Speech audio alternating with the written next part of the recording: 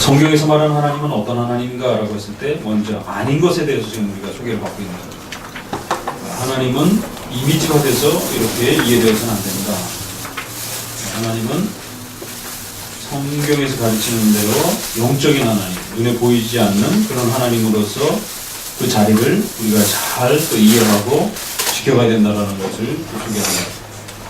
하나님이 이미지화 됐을 때 이제 우상 숭배적인 그런 형태로 변질될 수 있고, 영적인 본질이 물질적인 이런 형태로 이제 바뀌어질 수 있다라는 이러한 심각성들. 그래서 그것이 종교개혁 시대 때 개혁의 가장 중요한 또 대상이 되었다는 것을 기억하실 필요가 있습니다.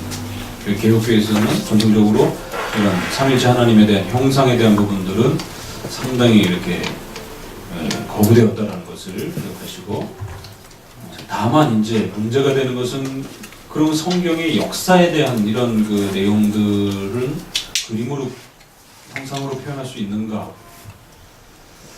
이 문제에 있어서는 좀 두 가지로 나눠줄 수 있다고 말씀드렸어요. 그러니까 주류는 성경 자체가 하나님을 가르치는 역사이기 때문에 그걸 이렇게 일반 역사 다루듯이 그림으로 이렇게 형상으로 하기에는 어려움이 있다라고 이렇게 보는 입장이니까 삼위일체뿐만 아니라, 그러니까 삼위일체 그 하나님 대상 자체만 표현하는 것도 문제가 되는 거고, 성경이 결국 삼위일체를 가르치는 거기 때문에 역시 성경에 다윗과 골리앗 사건을 그림으로 그릴 수 있는가? 그럼 그 다윗과 골리앗 사건이 그러면은 과연 다윗을 말하는 것인가? 그렇지는 않잖아요, 그죠? 그리고 그 다윗과 골리앗을 통해서 하나님을 소개하는 거고, 특별히 하나님의 주권과 섭리의 이런 역사들을, 하나님의 역사를 소개하는 것인데, 그럼 과연 그게 일반 역사처럼 그림으로 형상 형태로 이렇게 표현될 수 있는가? 교회 입장에서 상당히 부정적 입장을 많이 가지고 있다는 것. 다만 그 성막의 모형도, 지리도 이런 것들은 이제 약간 좀 양보해서 그런 것들은 하나의 도표식 개념으로 이렇게 좀 열려 있기도 해요. 아주 최소한적으로 이렇게. 그러니까 이제 그 얘기는 이 부분에서 약간 좀 적극적으로 표방하시는 분들은 역사에 대한 부분들은 좀 형성할 수 있지 않느냐, 이렇게 주장하는 개혁교회 신학자들도 있긴 있어요. 그러나 주류는 아니다라는 것 이렇게 좀 이해하시고, 그 다음에 이제 문제는 일반 예술에 대해서는 어떤가? 일반 예술은 열려져 있다라는 거죠. 일반 미술가들이라든가 조각가들이 뭐 산이나 나무나 이런 것들을 그릴 수 있는 것은 얼마든지 그거는 예술로, 일반 은총의 예술로 표현될 수 있다. 다만 기독교적으로, 종교적으로 그것을 표출하려고 할 때 이제 거부된다는 것이죠. 그래서 12번에는 이제 예술의 기능과 한계를 소개를 합니다. 그래서 일반 예술들은 열려 있다 이거죠. 위에서부터 읽어봅니다. 그러나 나는 절대로 어떠한 상도 허락되어서는 안 된다고 생각할 정도로 미신에 사로잡히는 것은 아니다. 오히려 조각이나 회화나 하나님이 주신 선물인 까닭에 이 양자를 순수하고 정당하게 사용하기를 나는 원한다. 쭉 내려오셔서 밑에 둘, 다섯째 줄 같이 봅니다. 그러므로 눈에 보이는 대상을 외에는 무엇이라도 회화로 표현하든가 조각해서는 안 된다고 우리는 결론 짓는다. 즉 인간의 시야에서 멀리 초월하여 계시는 하나님의 위엄이 보기에도 흉한 형상물로 말미암아 손상되어서는 안 된다는 것이다. 가시적으로 표현된 것에는 두 가지가 있는데, 하나는 역사적인 것과 사건들이요, 다른 하나는 역사적인 사건과는 아무 관계가 없는 형상 또는 형태이다. 전자는 교육하며 훈계하는데 다소 유익을 주나 후자는 내가 보는 바로 쾌락 외에는 아무것도 주지 못한다고 생각한다. 더욱이 오늘까지 교회 내에 장식되어 있는 거의 대부분의 형상물은 후자와 같은 것들이다. 그러니까 칼빈도 그거를 약간 좀 나누기는 했어요. 그래서 일반 역사적인, 성경의 역사적인 그런 그 사건들에 대한 내용들에 대한 하나의 형상이 있고, 다른 하나는 그것과 상관없이 삼일체 하나님에 대한, 하나님 자체를 표현하는 그러한 형상들이 있다는 거죠. 근데 실제적으로 더 문제가 되는 건 이 후자라는 거예요. 대부분 교회 안에 장식되어 있는 게 삼위 하나님을 이렇게 성부 하나님, 성령 하나님, 성자 예수님을 이렇게 그림으로 나타내어 있는 게 대부분이기 때문에 그 부분에 대한 것들을 우리가 조심해야 된다. 밑에도 보면 어리석고 경솔한 격정의 산물이었다는 것을 알 수 있다. 형상물의 대부분이 얼마나 사악하게 또는 꼴사납게 조율되었는지 방탕하게 탕류의 역할을 하였는지 대해서는 말하지 않겠다. 다만 내가 말하는 것은 비록 형상물의 사용이 어떤 악도 내포하고 있지 않다 해도 교육을 위해서는 아무런 가치도 없다는 것이다. 그런데 이런 말들이 참 우리에게 고민을 많이 하게 해요. 그럼 그게 단지 교육을 위해서도 효과가 없는가? 지금 카톨릭 쪽이라든가 현대교회에서는 교육에 아주 효과적이다 이런 표현을 많이 쓰잖아요. 그렇죠? 지난번에 무지한 자들을 위한 책, 이런 어린아이들이라든가 글자를 배우지 못한 사람들에게 그림으로 이렇게 신앙을 가르쳐 준다면 얼마나 좋겠는가. 아주 교육적이다라는 거예요. 교육에 실용적이 효과적이다라는 거예요. 근데 오히려 칼빈은 그게 교육적 효과가 나타나지 않는다 이렇게 말을 하는 거예요. 그럼 우리가 어떻게 고민해야 될 것인가. 일단 그래서 일반 예술은 우리가 열어놔야 된다는 거예요. 그것까지 이렇게 우리가 금지한 건 아니다라는 거죠. 그러니까 이런 정리가 안 되다 보니까 저번에 한번 기독교인 그 전시회를 갔는데 이분은 이제 미술을 하다가 예수님을 믿고 이제는 기독교적인 예술을 해야 되겠다 이렇게 해갖고는 온통 그 전시회가 전부 다 예수님 그림에다가 십자가 그림에다가 이렇게만 그려놓은 거예요. 그럼 그게 진정한 예술인가? 이것도 아니고 저것도 아니고 작탕이 돼버렸어. 표현하지 말아야 될 것은 표현을 해놔버렸고, 그렇다고 일반인이 와서 관람하기에는 부담이 되는 내용이에요. 그렇잖아요, 그죠? 일반인이 누가 와서 예수님 얼굴이라든가 십자가라든가 이런 것들을 구경을 해요. 그러니까 이 사람은 이걸 제대로 이해 못해가지고 예술가도 아니고 종교가도 아니고 이런 이제 어정쩡한 그런 예술가가 되어버린 거예요. 그러니까 우리가 기독교인 예술가가 되었다라고 하는 것은, 음악가는 뭐 핸델의 메시아를 꼭 교회 음악을 만들어야만이 음악가는 아닌 거예요. 그냥 일반 이제 음악 내용을 얼마든지 만들 수 있는 거예요.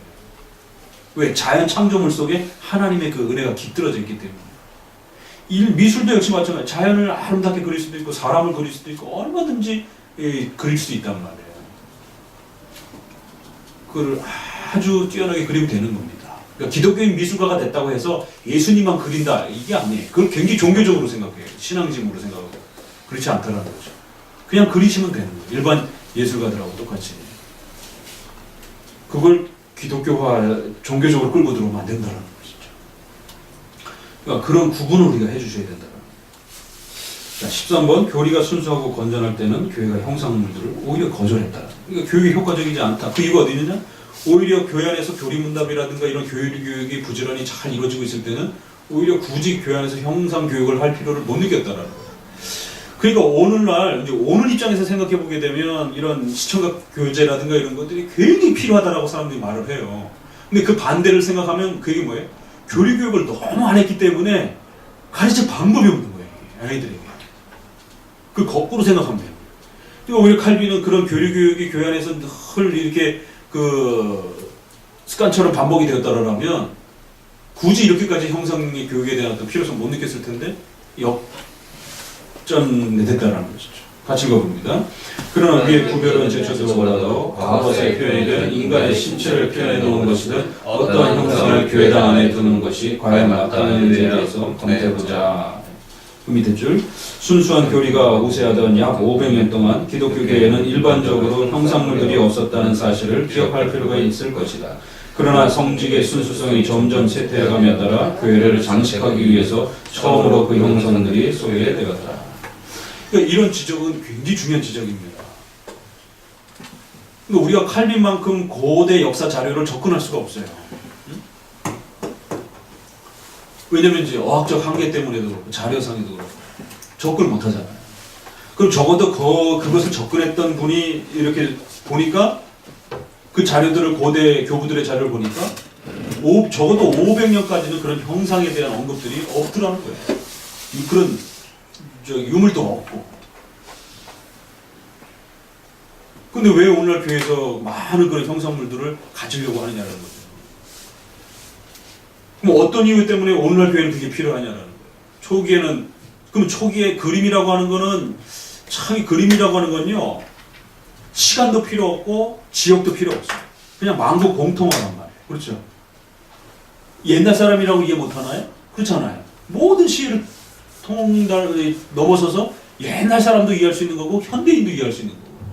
아프리카인들도 이해할 수 있는 거고 문명인도 이해할 수 있는 거죠. 아이도 이해할 수 있는 거, 어른. 이게 상형 문자 형태이기 때문에 그런 거란 말이에요. 그건 정말 뛰어난 거예요. 사실은 이 그림 문자라고 하는 거는. 그럼 하나님이 그림으로 이게 성경을 주셨다고 하면 참 좋았을 것 같은데 이런 생각들을 하게 될 수밖에 없어요. 근데 왜 그림으로 안 주셨고 특별히 어려운 히브리어 헬라어라고 하는 이런 말로 주셨는가? 많이 생각해 보시고 500년까지 없었다라고 하는 이런 역사적 평가와 자료들을 우리가 쉽게 넘겨서는 안 돼요. 190페이지도 넘겨봅시다. 넷째 줄부터 한번 현우 읽어봐. 190페이지 넷째 줄 위에서 넷째. 물론 교우들은 형상물이 전적으로 무익하거나 혹은 거의 쓸모가 없을 뿐만 아니라 대단히 큰 위험성이 있는 것을 보았기 때문에 심사숙고한 끝에 상당한 이유를 가지고 그것들을 거절하였던 것이요 그것들에 대한 무지와 낙태 때문에 그대로 지나쳐버린 것이 아니었다. 어거스틴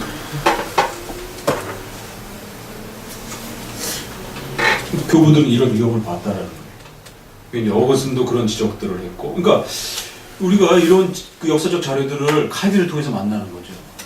그러니까 우리가 어거스틴, 칼빈을 이은 그런 개혁주의 역사와 이런 것들을 표방한다고 하면서 오히려 정작 이런 분들이 가르쳤던 부분들을 우리가 무시하게 된다면 그건 이제 그 신앙을 표방하는 게 아니죠. 밑에서 두 번째 단락 봅시다. 이것이 바로 요한이 우상 예배뿐만 아니라 우상 그 자체에 대해서도 우리 자신을 지키라고 경고한 이유인 것 같다. 요한 1서 5장의 그 말씀이랍니다. 그리고 경건을 거의 전부 파멸시킬 정도로 지금까지 세계를 점령하였던 그 무서운 광란으로 말미암아 교회당 안에 형상물들이 세워지자마자 소위 우상 예배의 표준이라는 것이 세워진 것을 우리는 너무나도 많이 경험해 왔다. 곧바로 미신적인 예배에 빠져들었기 때문이다. 무서운 광란이라는 것이. 그래서 칼빈은 요한일서 5장을 그렇게 이해를 했어요. 한번 읽어봅시다. 요한일서 5장이 무슨 말씀입니까?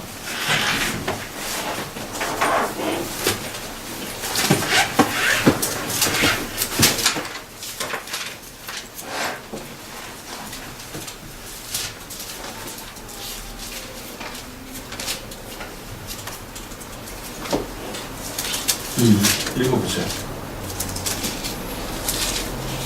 자녀들아 너희가 우상에서 멀리하라.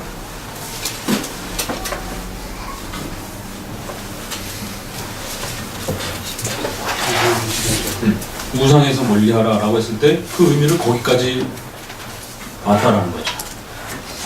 형상을 멀리하라 라고 하는 것으로 칼빈은 이해를 했다라는 것이 그 글을 말씀드리면서, 자, 이것에 대한 이제 역사가 가장 대표적인 게 이제 니케아 회의라고 하는 787년 회의하고 753년인가? 여기는 이제 하나밖에 안 나왔는데, 목사님 이거를 좀 타자를 쳐서 갖다 주려고 했는데 좀 이거를 작업을 못해가지고 다음 주에 드릴게요.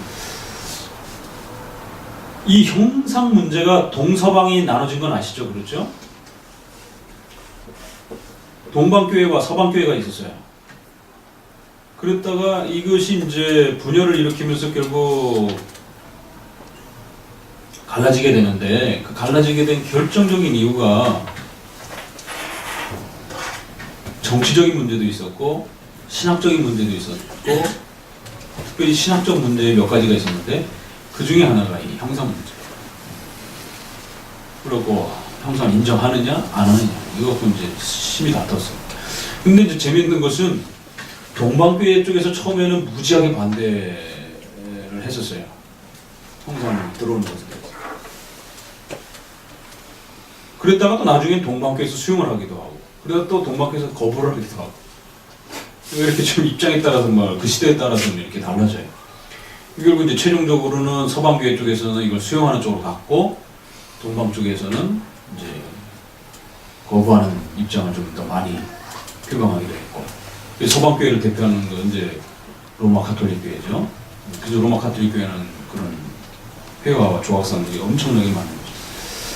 그만큼 이 하나님의 형상 문제는 역사적으로도 굉장히 심각한 문제였다는 거예요. 그래서 이렇게 교회 총회를 통해서 이것이 문제가 될 정도로, 자, 787년 니케아 때 어떤 일이 있었느냐면 콘스탄티누스 대제가 소집했던 저 유명한 회의가 아니라 왜 니케아 신조 있잖아요, 그죠? 그건 300년 대 거고 같은 지역에서 하다 보니까 똑같이 니케아 회의 신조라고 하는데 그 회의라고 하는데 그건 700년 때 이루어진 것이죠. 지역은 같지만 시대가 달라요. 이때는 형상 문제예요. 325년 거는 삼일체에 대한 문제고 이 회의에서 교회당 안에 형상을 설치할 뿐만 아니라 이 형상물의 예배까지 드리도록 결정하였던 것이다. 내가 무엇을 말하건 이 회의의 권위는 반대편에 유리한 편견을 든 것이다. 그래서 이 각주 27번 밑에를 보세요. 뭐라고 그렇게 했느냐면 이 회의에서 프로스퀴네 시스를 이렇게 내가 우상에게 존경하는 마음으로 절하는 것.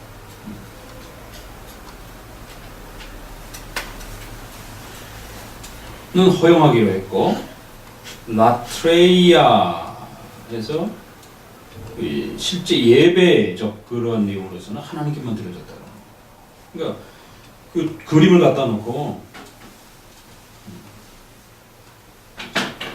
존경하는 것과 예배하는 것 이렇게 둘로 나눴다라는 거예요. 존경의 표시는 해도 된다 이거예요. 그러니까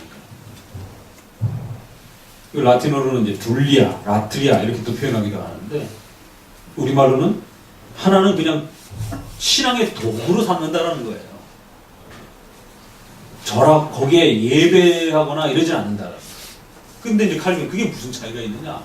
그러니까 이거를 시도한 게 사실은 로마 카톨릭인데 이걸 누가 먼저 했느냐 벌써 이 동서방교회 문제가 되었을 때 이 787년에 벌써 이미 이 논쟁이 있었다라는 거예요. 이때 벌써 이런 구분을 하기 시작하면서 교회 안에서 그림이라든가 조각상을 사용해도 된다라고 하면서 이렇게 결론을 내린다. 그때 이제 이렇게 헬라어를 둘로 나눠가지고 하나는 예배적인 거, 하나는 존경하는 거, 뭐 이렇게 해가지고 썼는데 이런 게 있다고 해가지고 사용해도 되느냐? 그렇지 않다라는 거예요. 192페이지 넘어봅시다. 오늘날 같이 읽어봅니다. 형상물의 사용을 옹호하는 자들은 니케 회의가 그들을 지지한다고 끝까지 주장한다. 그러나 샤를마느 대제의 이름으로 나온 반박서가 있는데 이 반박서는 문체로 보아 그 당시에 저술된 것으로 결론을 내릴 수 있다. 여기에 당시 그 회의에 참석했던 감독들의 의견과 그들이 사용한 증거들이 기술되어 있다. 동방교회의 사절인 요한은 하나님은 사람을 자기의 형상으로 창조했다라고 말하고 우리는 마땅히 밑에 형상물을 가져야 한다고 결론을 내렸다. 이게 사람을 하나님의 형상으로 만들었으니까 얼마든지 그 형상이라고 하는 게 자유롭지 않느냐. 쭉 내려오셔서 마태복음 5장 15절 중간쯤에 더욱이 어떤 이들은 형상들을 우러러보는 일이 우리에게 유익하다는 것을 보여주기 위해서 여호와여 주의 얼굴을 들어 우리에게 비추소서라는 시편의 말씀을 인증하였다. 성경 문자 그대로 또 이렇게 이용한 것이다라는 것이죠. 밑에서 넷째 줄 그러나 무엇보다도 가장 교묘한 것은 우리가 들은 바여 눈으로 본 바여라는 말씀을 다음과 같이 해석하는 것이었다. 즉 하나님을 아는 것은 그의 말씀을 들어서만 아니라 형상물들을 정관, 본음으로써 알게 된다는 것이었다. 이게 가톨릭의 전형적인 주장이잖아. 성인들의 유물을 만지거나 보거나 뭐 이런 것도 역시 신앙에 도움이 된다는 것이죠. 그 샤르마느 대제에 대한 부분은 그 28번 각주를 보세요. 제2회 니케아의 결정에 대응하여 샤르마느 대제의 지시에 따라 쓰여진 4권의 책을 꾸려서 프랑크푸르트 대회 794년에서 공인되었다. 거절한 그 문서였다는 겁니다. 하린 선생님 저거 좀 쳐봐. 네이버에다가 니케아 회의 787 이렇게 쳐보세요.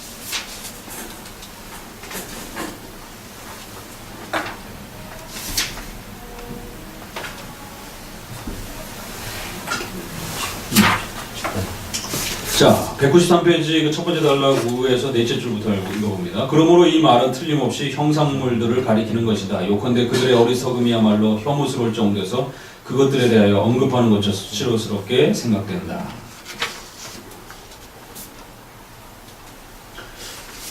이렇게 787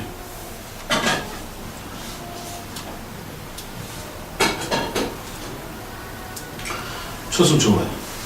우리 카페에 있어. 그렇죠. 내가 올려놓은 것 중에.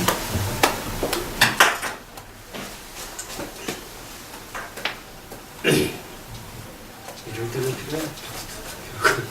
작품.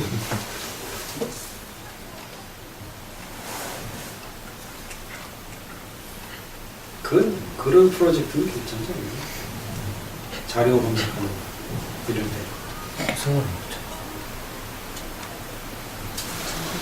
여기도 보면 이제 성화상이란 문제 때문인데 이제 뭐 여기도 보면 하나님이나 그리스도, 마리아, 성인들과 천사 등 거룩한 이들의 모습을 그림이나 파나, 모자이크, 조각 등으로 많이 이제 형상할 수 있느냐 이제 이런 문제들에 대해서 이제 결국 이 787년이 이거를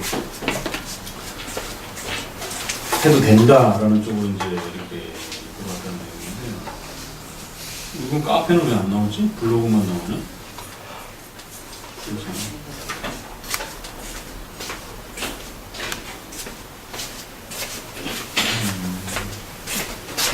먼저 나오는 순서대로 봐라.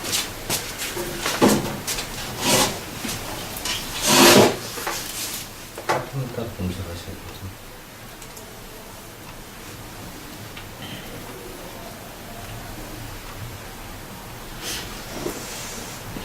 다른 카페들은 그냥 그 역사만 소개, 본문을 소개를 안 해놔가지고 우리 거는 내가 본문을 조금 올려놨으면 우리 카페에서? 신조 모음 덕이 있나? 우리 거기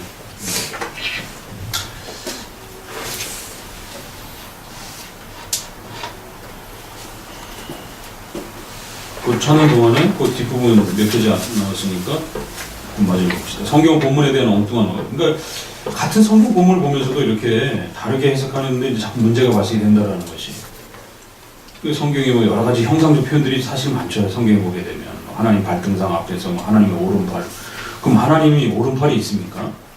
하나님이 발등상이 있어요? 그런 의도는 아니잖아요. 그게. 근데 이제 그거를 성경을 문맥이라든가 이런 것들을 잘 이해 못하면 이런 일들이 벌어진다라는 것이.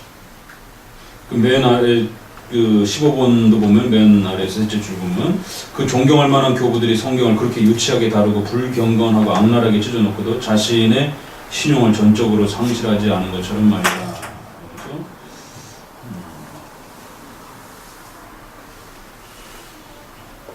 이제 어떤 교부들은 이제 꿈에서 이렇게 뭐 하나님 형상을 봤다 뭐 이제 이런 부분들도 이제 이렇게 언급하는 게 있었다라는 것이. 그런 아무튼 교부 시대에 그런 것들이 반대하는 쪽과 찬성하는 쪽이 아주 날카롭게 대조를 이뤘다라는 거예요. 결국 이제 16번의 형상물에 대한 모독적이며 무서운 주장들을 다시 읽어봅니다. 나는 이제 가공할 만한 신성 모독에 대하여 말하고자 한다. 그들이 가공할 만한 신성 모독을 감히 입 밖에 토해냈다는 것은 놀라운 일이다. 그러나 그럼에도 불구하고 최고의 혐오를 가지고 그들에게 대항한 사람이 하나도 없었다는 것은 더욱 놀라운 일이다.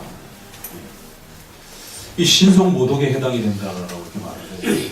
그러나 이러한 사악한 광태가 공적으로 폭로되고 교황주의자들이 내세우는 고대의 주장들이 적어도 형상 예배로부터 제거되어야 된다는 것은 당연한 일이다.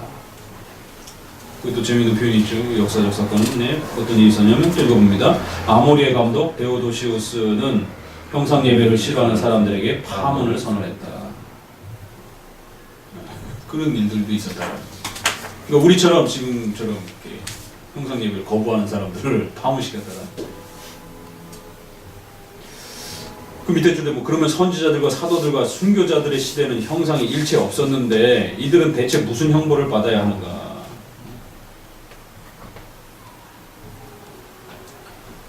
그 밑에도 보면은 파문하고 마니게와 마르키온파처럼 이렇게 취급하기도 했다라는 것이. 그 밑에 보면 실로 동방교회의 사절이 묘하는 이에 열중한 나머지 형상 예배를 거절하는 것보다는 차라리 이 도시의 매운구를 허용하는 것이 더 나을 것이라고 경고하였다. 그리고 마침내 그들은 만장일치로 모든 이단자보다 사마리아인들이 더 나쁘고 이들 사마리아인들보다는 형상 반대자들이 더 나쁘다고 결정하였다. 이럴 수 있다는 거예요. 오늘날도 사실은 우리가 이 부분을 가르치면 그런 갈등들이 일어나요.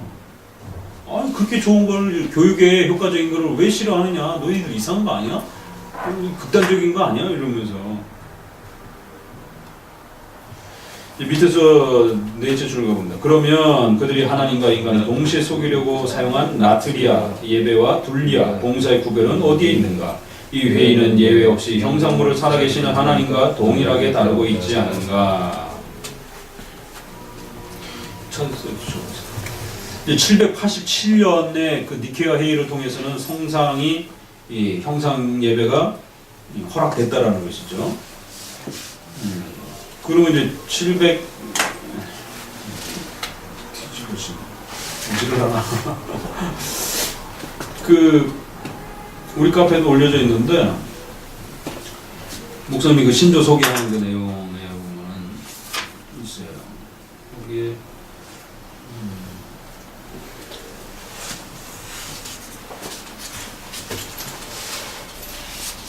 753년에 역시 이 콘스탄티노폴에서 이 반대 회의를 합니다. 형상을 교회 안에 들어서는 안 된다. 그러니까 거기에 대한 반발로 787년에 승인 또 회의를 또 한 거예요. 그러니까 갈팡질팡했던 거죠. 그 시대의 입장에 따라.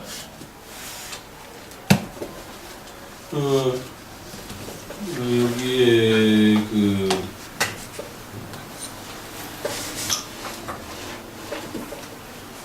뭐라고 우리 잠깐 표현을 해주냐면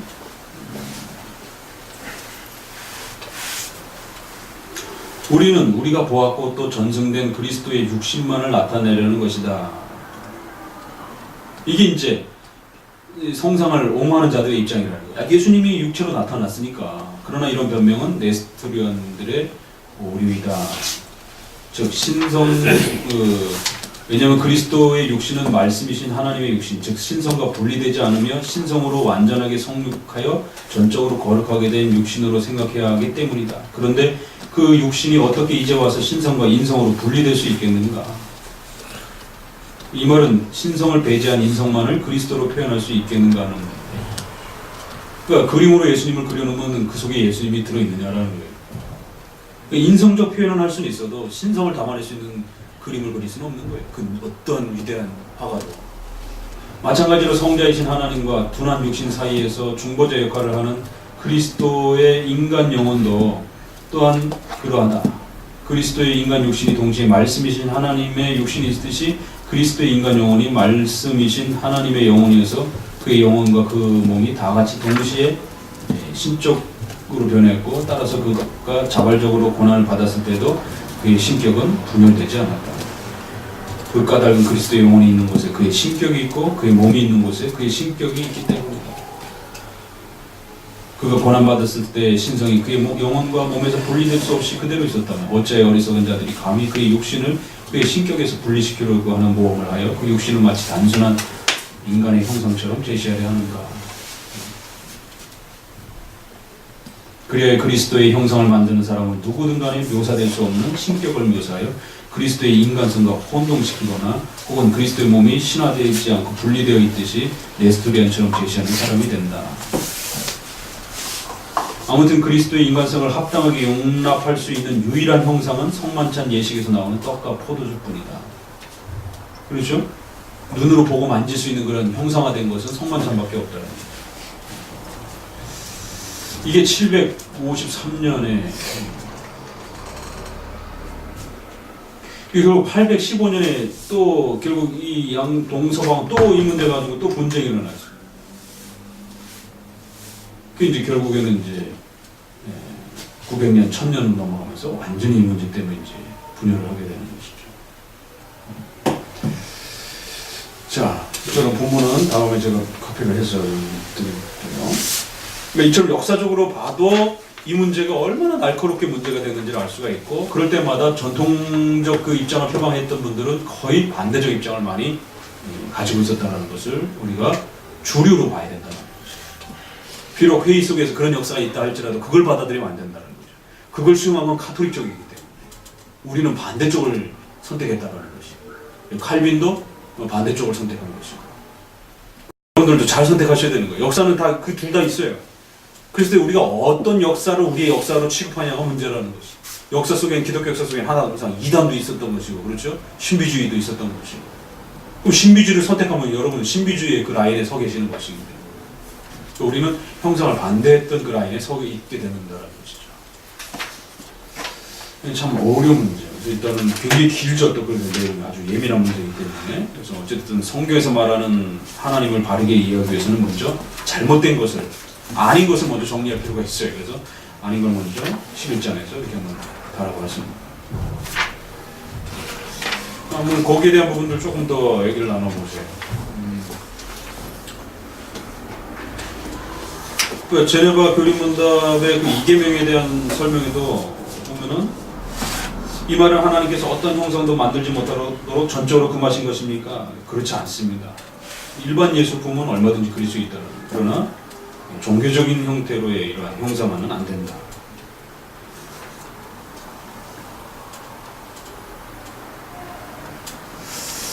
이게 참 고민스러운 부분이 이거를 우리가 오늘날은 너무 이걸 쉽게 생각하고 있기 때문에 또 많은 기독교 물품, 많은 또 이런 그 이권들이 또 연결돼 있어서 참 쉽게 거절하기도 어렵고 실제적으로 집에서 이렇게 우리가 그 그림이라든가 이런 걸 두고 또 위로를 삼는 이런 또 성도들의 깊은 애착감도 또 굉장히 크기 때문에 이걸 하루아침에 쉽게 이렇게 없애버리기도 너무 힘들고 종교개혁은 어떤 면에서 이런 것으로부터의 개혁이었다는 것이죠. 그 예배의 개혁이라 했을 때 이거 오늘 우리 심리적으로도 너무 가까이 갖고 있고 또 여러 가지 사업과 이권의 내용으로서도 이렇게 맞물려 있어가지고 참 이 부분을 개혁한다는 것 자체가 이계명에 해당이 되기도 하고 신론에 해당이 되기도 하는 참 중요한 문제라. 또 이게 성경에 해당이 되기도 하고 그 형상을 좋아하기 시작하게 되면 성경 읽기가 싫어집니다. 힘드니까 성경이. 어떻게 우리가 고민하고 어디까지 또 우리가 고민해 가야 할 것인지 그런 부분들. 그릴 때 성경의 내용 자체를 그림으로 표현하는 것 자체를 그만하는 그러니까 칼빈이 아까 그 12장에서 그 부분을 약간 구분하고 있었잖아요. 그래서 성경의 역사적인 부분과 형상의 두 가지가 있는데 역사적인 부분을 형상화시키는 거하고 삼위일체 하나님을 형상시키는 거하고. 그러니까 칼빈도 두 부를로 언급해놓고 첫 번째는 그렇게 강경하게 안 된다라고 말하진 않았어요. 왜냐면 실제적으로 문제가 되고 있었던 거는 삼일체를 하나님을 교회 안에서 자꾸 그림으로 표현해놨기 때문에 급한 거는 그 삼일체 하나님에 대한 부분까지 하나님에 대한 부분을 먼저 막는 게 급선무였으니까. 그래서 지금도 개혁파 교회 안에서는 삼일체 하나님을 표현하는 거는 그건 당연히 금지되어 있어요, 많이들. 그런데 이런 교회 그 성경 역사에 대한 부분은 조금 그림으로 나타낼 수 있지 않느냐에 대한 입장에서 둘로 나눠져 있다. 많은 분들은 그게 하나님을 나타내는 내용과 이야기인데 그걸 어떻게 그림으로 할 수 있느냐. 그럼 그걸 그림으로 나타내는 것과 그걸 통해서 하나님을 배우는 것과 도대체 하나님이 형상화된 것과 도대체 무슨 차이가 있느냐라는 거예요. 그래서 역사적인 부분도 칼빈이 이제 그럴 때 그분들이 제시하는 게 기독교 강요에 이렇게 있지 않느냐, 칼빈도 그 부분을 인정하지 않느냐라고 이렇게 말할 수 있어요. 그러면 우리가 기독교 강요를 해석할 때 조심해야 된다. 그럼 칼빈이 그런 의도와 구분을 어떤 의도에서 했는가? 그러면 첫 번째 건 가능하기 때문에 만들 수 있다라고 해서 그렇게 표현한 건가? 삼일째 하나님만 하지 말라 그런 뜻인가? 그렇지는 않아요.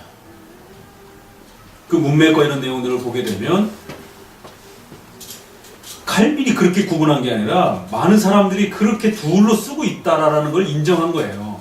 받아들인 그런 형편들을 소개한 거다라는 거죠. 그래서 어떤 사람은 삼일체 하나님에 대한 부분과 이 기독교 역사에 대한 부분들을 이렇게 그림으로 둘로 이렇게 두 가지로 지금 나눠져 있다라는 거예요. 우리 지금 형편 속에서. 그랬을 때 더 지금 심각하게 문제가 되는 건 뭐냐? 하나님 자체에 대한 부분을 이미지화시키는 거예요. 이게 지금 제일 많이 사용하고 있고 제일 문제가 되고 있다는 거예요. 그때 당시는 역사에 대한 이런 부분들 그렇게 많이 이렇게 사용되고 있지는 않았던 것 같아요.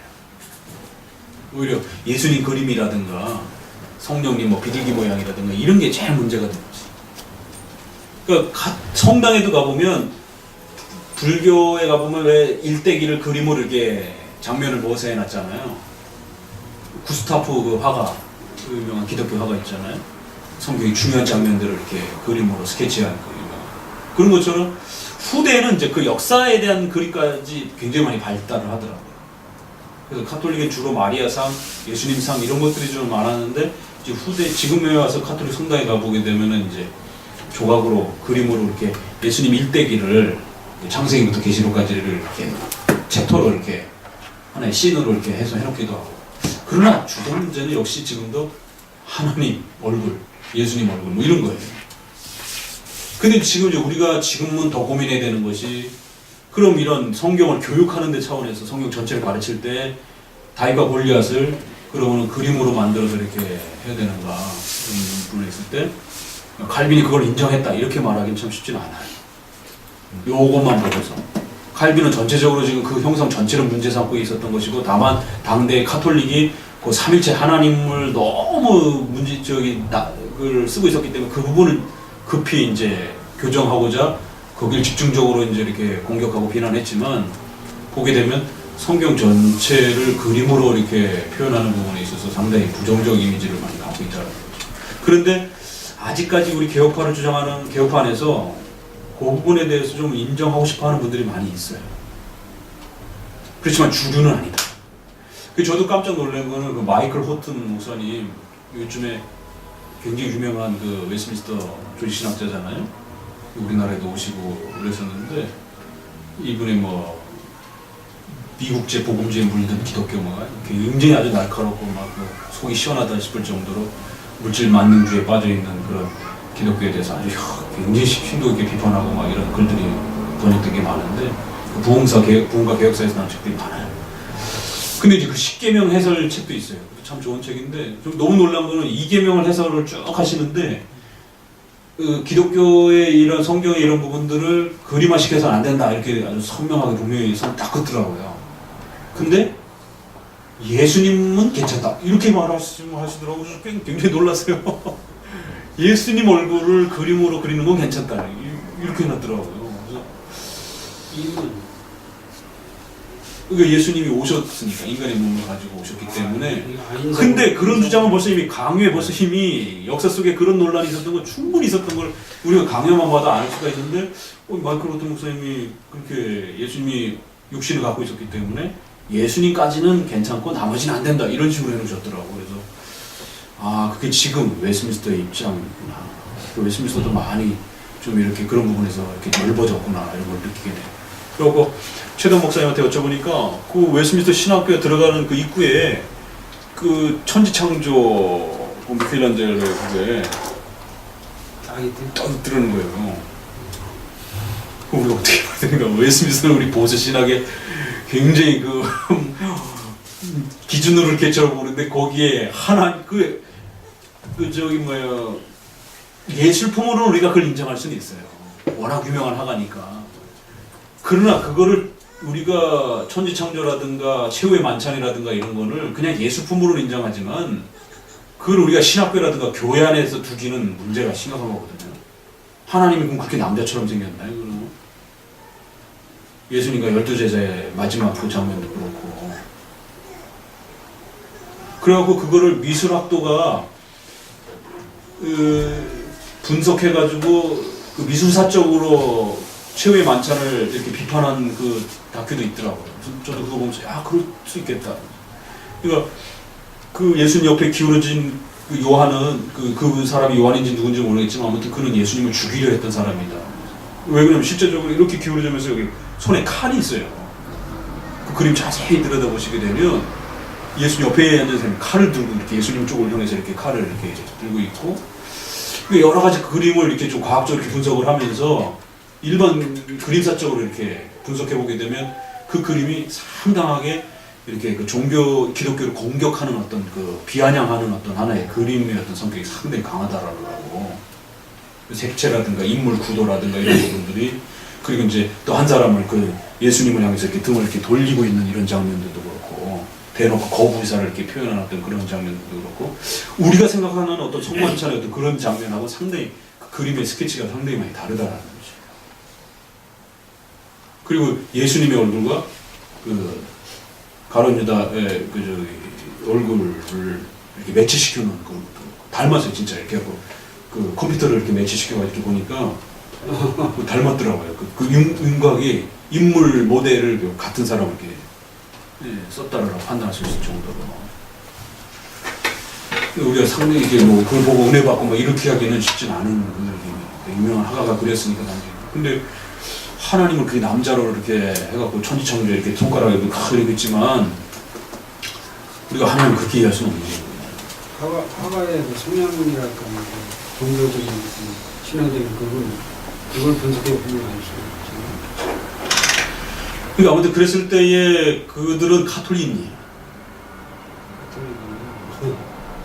그러니까 우리가 바흐 같은 경우도 독일의 아주 유명한 그 음악가고 핸델도 그렇고 핸델하면 뭐 우리가 은혜 받고 그러잖아요. 근데 천주교인이거든요. 기독교는 아니에요. 그러니까 천주교적 그런 신앙들을 고치시키고 이렇게 그걸 담아내기 위해서 만든 음악들이 그런 음악이에요. 그래서 우리가 쉽게 기독교 음악으로 이렇게 수용할 수 있기에는 상당히 이게 점검을 해야 된다는 것이죠. 어떤 것은 정말 우리 개신교인이 기독교인이 작곡한 그런 좋은 음악도 있어요. 그렇지만 어떤 것들은 상당히 카톨릭적 신앙을 담아내려고 표현해냈던 그런 음악과 그런 작품들도 있다는 거죠. 그렇기 때문에 우리가 막무가내 종교 음악이다 이렇게 해갖고 수용할 수 있는 건 아니다. 그 성향과 성격도 좀 잘 구분해 보셔야 된다. 네,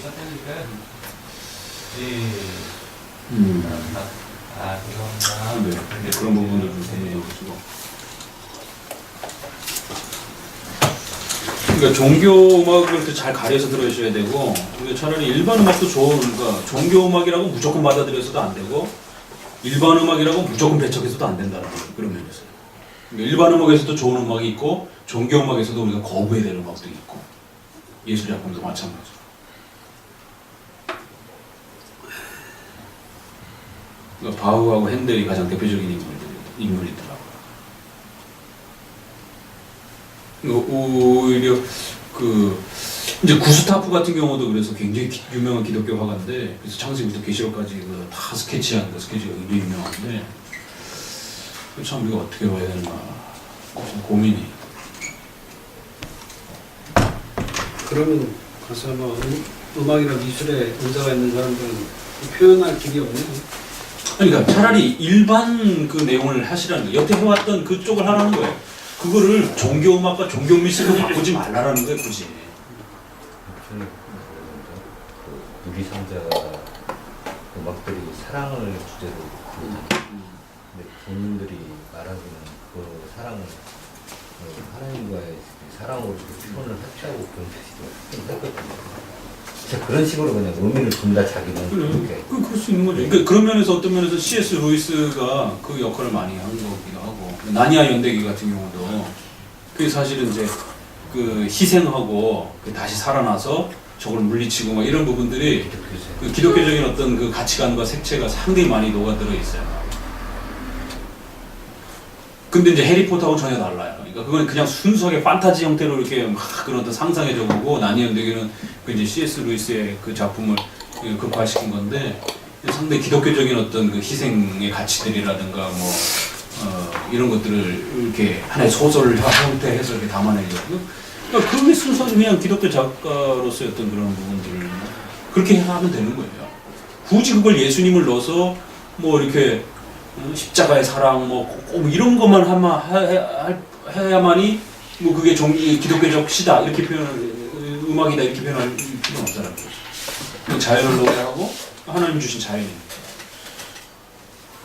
예술 자체의 활동을 좀 더 발전시키고 그러면 되는 것인데, 꼭 기독교 음악을 넣어야, 기독교 예수님의 얼굴을 넣어야 마치 기독교 미술인 것처럼 이런 식으로 이렇게 가면 우리 수가 있고요. 이게 이계명하고 부딪히기 때문에. 그래서 기독교 예술가들은 이 부분을 이계명을 반드시 배워야 됩니다. 자칫 잘못하면 자신의 재능과 은사가 우상숭배를 표출하는 핵심적 역할을 할 수가 있어요. 일반인들은 그릴 줄 모르니까 아예 시도도 안 하지만 자신의 재능 때문에 오히려 우상숭배를 조성하는 하나의 도구가 되어버릴 수도 있다는 거죠. 일반 예술가들에게는 이 이계명에 대한 이 교육을 정말 잘 시켜줘야 돼요. 기독교육을 보면 거의 그렇습니다. 그러니까 여러분들이 클래식 음악이라든가 이런 것들은 그냥 즐겨 들으세요. 그러니까 그런 부분. 옛날에는 기독교인들이 어떻게 그런 타락한 세상 음악을 들어요. 그렇지 않다는 거예요. 그런 부분. 일반 예술 부분들은 얼마든지 인정해주고 있기 때문에 너무 자극적인 거 아닌 이상. 가요도 좋은 가요들 많이 있어요. 네. 너무 이제 극단적인 그런 가요들 가사라든가 다음 걸 빼놓고는 가요에서도 참 이게 오히려 옛날 같은 경우는 참 좋은 가요들 많고. 그 양현 씨 노래 같은 경우도 참 저도 참 좋아하는데 양현 씨의 그 백구 같은 경우에 얼마나 정서적이고 참 그 재미나고 또 그런 우리의 어린 시절의 그런 이렇게 그 추억을 담아내는 백구가 있었는데 그 백구가 같이 놀고 뭐 이런 그 노래 있어. 자기네 집에 제목이 백구야 그게. 강아지. 자기 살던 거를 갖다가 그걸 노래와 아침 이슬 같은 경우 얼마 참 좋아요. 그 아침 이슬의 그 몽롱한 근데 그걸 사람들이 그 시대가 어떻게 해석하느냐에 따라 그게 저항가가 된 거예요 그게. 김밤 지새우고 그 몽울이 맺혀가지고 있었을 때 그 아름다움을 뭐래서 그 양현 씨한테 물어봤어요. 당신이 그 저항하려고 그걸 아니 난 그런 거 아닌데 그 느낌이 꼭 마치 그런 식으로 대비해갖고 마치 이래서 해석이 되어지면서 저항가가 됐다라고 그러더라고요. 그러니까 양현 씨 노래 같은 경우는 참 재밌어요. 인간의 그 정서의 깊은 면들을 이렇게 타치해주는 그런 노래들이 참 많아요. 그 목사님이 들으면 타락한 건가요? 성도들이 들으면 타락한 건가요? 그렇지 않다라는 거예요. 일반 예술로서 얼마든지 잘 듣고 여러분의 정서와 이런 것들을 잘 발전시키시면 돼요. 사람이 음악과 미술을 보게 되면 굉장히 발전합니다. 그리고 꼭 기독교적 음악 예술을 이렇게 고집해서는 안 된다. 아무튼 형상에 대한 부분은 우리가 조심해야 될 부분, 열어야 될 부분, 이걸 구분해가지고 성경에서 말하는 하나님과 관련된 부분은 더더욱 우리가 조심해야 된다는 걸 꼭 명심하실 필요가 있습니다. 기도합니다. 하나님 감사합니다. 오늘